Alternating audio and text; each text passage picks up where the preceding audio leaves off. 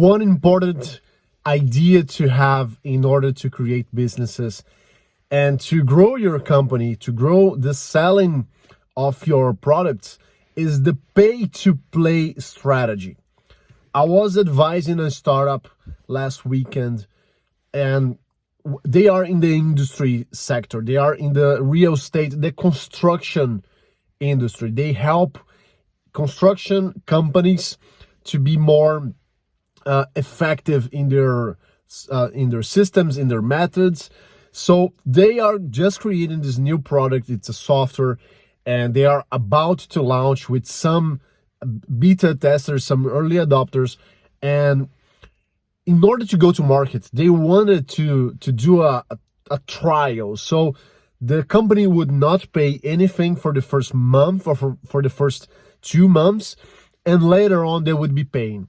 And this is not a very good approach in this specific market, because imagine you are a big company, you have hundreds of employees, you have hundreds of different systems of stakeholders, you have a lot going on. You can't really stop for 1 month with your current system, with your current methods, to try out a new startup. You can't do that, because the cost of trying is higher than the free price, much higher, because you don't know if that's going to be good for you, if that's going to pay off. So what people do is that they might say, yes, I will test your product, give it to me, I will do it for free. I mean, I will not pay for you for a month, I will test, and then we'll pay.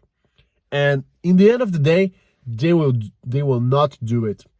And the reason for that is that for some specific industries, for some specific markets, the cost of deciding is much higher than making a decision.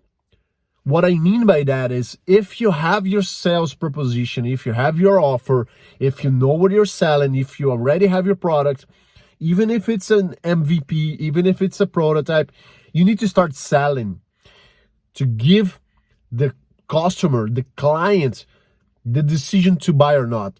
Because if they do pay for it, even if it's lower, it's a lower amount of money, they will be committed to using it, which is what you want. You need feedback, you need people using, you need also the revenue. So it's much better to charge people at the start of the conversation, even if it's just the beginning of your company, instead of using trials that people will not use your product. So this is our video for today. We are in a series of videos, daily videos about startups, technology, investments, and sales. Subscribe to the channel if you haven't already, and I see you tomorrow. Bye-bye.